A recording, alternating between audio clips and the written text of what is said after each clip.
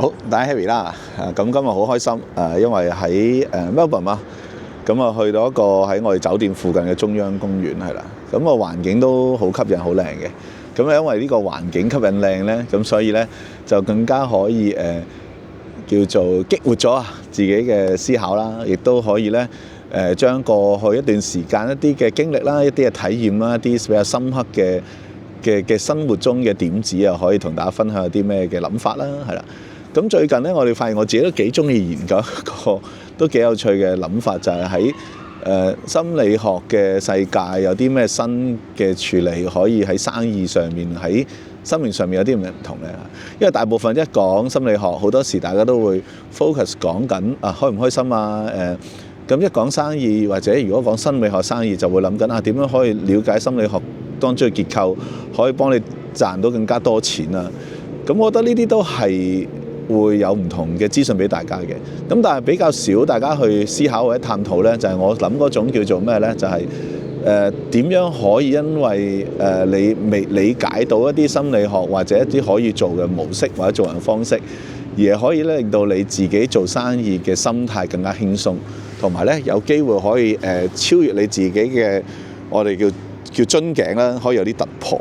係啦。咁最近咧都好開心，好感恩啦！聽咗一個教授分享啦，佢講咗一個 topic 咧，就係喺心理學嘅世界開始改變咗，同我哋講，啲人開始咧就唔再 focus 咧以前好多純粹係講緊生理反應嘅運作，即係例如我攞個錘仔揼你隻腳，你係咪隻腳會彈起咧？咁例如我俾一啲片段或者俾你睇，你個腦入面有啲咩嘢會釋放出嚟咧？係咪會有之前我哋講過嗰啲？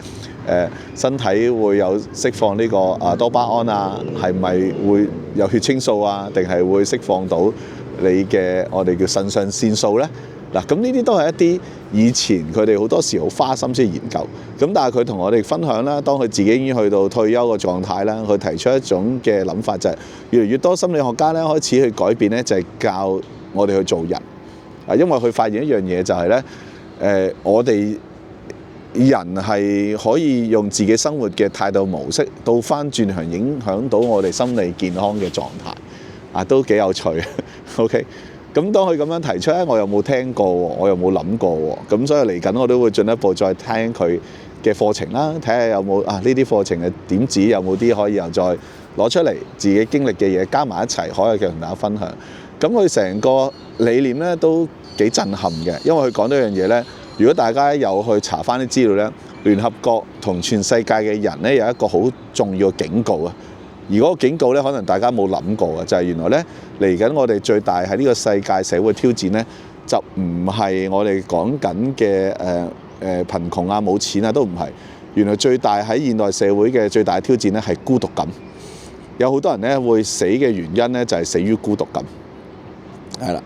咁你覺得好諷刺㗎嘛？乜唔係我哋已經有YouTube channel， 我哋唔係有 social media 社交媒體，咁點解有咁多呢啲咁樣嘅工具，好似我哋可以更加聯繫到嘅，或者我同你分享認識嘅都係透過呢啲嘅科技啦，可以拍低同你分享。咁但係點解我哋嘅孤獨感仲會多過以前嘅咧？咁個問題出喺邊度咧？咁呢個都係一個好值得思考嘅位係啦。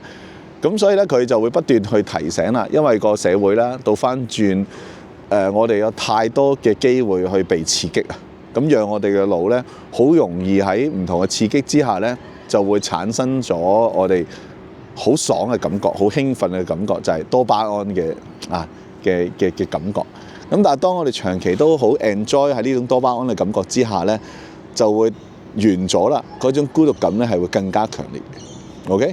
咁呢一個好似我之前都有段片講過呢樣嘢，咁我唔喺度講啦，大家可以睇翻呢段片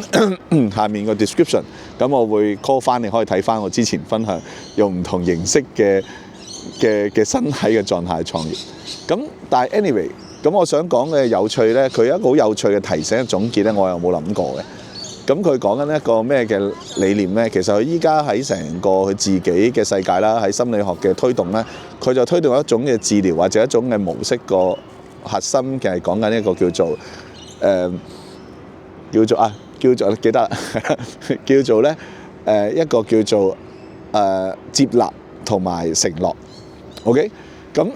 嗱，咁呢個係一個咩嘅思考模式咧？佢第一個去成件事咧，佢講緊係要接納你自己喺唔同階段咧嘅任何嘅狀態啊，無論係對係錯都好，或者 even 咧你錯嘅嘢都繼續去錯緊，或者繼續去發生緊，咁你都要接納嘅。咁但係你對自己嘅承諾係乜嘢咧？就係你承諾，就算你有呢一個嘅唔好嘅狀態咧，其實你都可以繼續做好嘅。咁呢個就係我哋覺得好特別，冇諗過佢即係一個咁樣嘅提醒係。因為好多時咧，如果你有機會做生意啦，或者有機會做投資咩都好啦，你不斷會面對好多一啲嘅挫敗感噶嘛，或者一啲面對一啲失敗嘅諗法，即係例如我哋之前我哋想發展一啲新嘅課程，咁以為個 market 好多人嚟上堂嘅，好多人嚟做晒推廣，花咗幾千蚊廣告費，咁最後有人報名啊，2個好似4個係啦。咁4個根本連個成本都冚唔到，咁你第一刻你就會咁又嘥咗錢、嘥咗時間、嘥咗啲資源，做咗啲錯誤嘅決定，咁你又會覺得唔開心咁樣。咁但係呢樣嘢其實可能我哋自己有推動去做呢樣嘢，其實都不斷有機會做㗎。咁我不斷會犯錯㗎。咁所以喺咁樣嘅諗法之中，如果呢個嘅接納同埋承諾嘅理論可以入到我心嘅咧，咁我又會輕鬆啲啦，因為唔好理你自己嘅狀態係點樣差或者點樣都好，你都可以擁抱佢，或者你覺得你軟弱，你唔識做都冇問題㗎。繼續咧去乜嘢去做好佢，咪不斷去試多啲，揾到好嘅機會咯。咁你先有 energy 有力量再去做。咁呢個都係一個幾有趣嘅提醒或者係分享嚟嘅。哇！好搞笑喎，隻雀仔喺我腳前面。俾大家望下先。佢完全唔驚人嘅呢啲雀仔。都係望雀仔可愛啲啊！好，咁最後咧都講一個好深刻嗰次分享會心理學家啦，咁佢講咗一個嘅故事或者例子咧，都好有提醒嘅。咁如果你真係你自己啦，或者你身邊嘅人都經歷呢啲嘅困局咧，原來都有啲出路。咁佢講咗一樣嘢，就係佢有一個病人啦，係一個狀態就係唔好講咩原因啦，總之每晚都發惡夢嘅，同埋發啲好沉重嘅惡夢。點沉重法咧？佢每晚都發惡夢咧，係殺一個老人家嘅，咁都幾痛苦啊！即係你諗下，你每朝起身，你就發現你殺死咗個人，仲要係好真實嘅個片段，係每日都咁樣喎。OK，嗱咁喺個狀態咧，以往嘅心理學家或者揾佢傾偈，或者去治療或者食藥咩都好，一定係想乜嘢啊？就唔好再發呢個夢，或者覺得呢個夢咧係一個好唔應該出現嘅嘢啦。OK，咁但係現實嘅結果咧，佢就嘗試有好多心理學家同佢傾偈啊，或者睇好多醫生都好，都係繼續發呢個夢。咁但係當佢揾到我聽教授講嘅，佢就會同呢個病人去分享呢種叫做接納與承諾嘅處理模式，或者做人嘅態度啦。咁好感恩地咧，佢就跳出個框框啦。心理學家話，再上一次見到佢咧，就已經幫緊一間 NGO 係專門服侍老人家嘅團體去喺度做嘢啦，好開心，好生活。咁最有趣嘅就佢主動嘅就去揾翻阿教授，同阿教授傾偈。咁教授就同教授講話，其實咧，我依家每一日咧都仲係發夢咧，見到老人家係俾我殺咗。咁但係咧，最有趣嘅就係佢話，咁又點咧？我已經接納到自己，但係我可以繼續係乜嘢啊？每一日繼續咧喺呢間我覺得可以祝福到服侍老人家嘅機構咧，去車啲老人家去睇醫生啦，去同我一齊去同行啦。嗱，咁係咪好大嘅對比？係咪好大嘅？但係個感恩係乜嘢啊？佢揾到佢嘅出路，可以繼續去行嘅。所以好多時咧，我哋發現有一個我哋生命一個困局咧，就係我哋好嘗試咧，成日去解決我哋面對嘅問題，用自己嘅方法，用自己諗住嘅意志，係啦。咁其實咁樣做咧好攰，亦都好多時係冇乜出路嘅，或者做唔到嘅。咁但係如果你真係有信仰嘅，你可以諗緊嘢，其實我哋嘅信仰俾我哋嘅嘢，其實核心咧唔係要我哋去解決問題，耶穌已經幫到你去解決咗你嘅罪同埋你嚟緊要面對嘅問題。反而倒翻轉，你係要乜嘢啊？你就要係去諗你有啲咩可以祝福到其他人。而唔係不斷去諗我自己呢一刻有啲乜嘢係做得唔好，有啲咩問題咧係因為我嘅緣故因為我而產生嘅。你諗下，當你都覺得係自己一個問題啦，咁你點樣可以覺得自己可以幫人哋解決問題啊？當你不斷覺得自己嘅問題，你困咗呢個死局嗰陣時，咁你嘅生命又會可以有啲咩豐盛咩？亦都可以幫到呢個世界咩？唔係啊嘛。咁所以咧，呢個係一個好大嘅扭轉。當我哋可以真係擁抱自己、接納自己，如果有信仰嘅就更加好啦。因為我哋嘅信仰，我哋天父對我哋嘅愛係真係超乎你諗嗰種嘅，唔係嗰種對錯個層次咯，係啦，而係真係嗰種嘅愛咧，就係當你去犯錯，好似耶穌比喻浪子嘅狀態，佢攞晒阿老豆啲家產去嫖妓、去放蕩、去使晒，翻嚟之後，阿老豆係乜嘢啊？老豆係俾一啲好靚嘅袍俾佢着翻，俾一啲好靚嘅食物俾佢，俾隻戒指、俾對鞋去着，就倒翻轉頭係重新用禮物去擁抱佢。咁呢個係我哋嘅信仰核心嚟嘅。咁有機會可以睇翻我之前啲片都有講過呢啲嘅諗法。咁當你真係可以有呢種嘅接納自己，咁你先有機會可以成立到咧，可以繼續去做好，繼續去可以發展，諗到啲新嘅方法出嚟。咁所以我覺得呢個點子都幾特別，係啦。其實好多心理學嘅揾法就係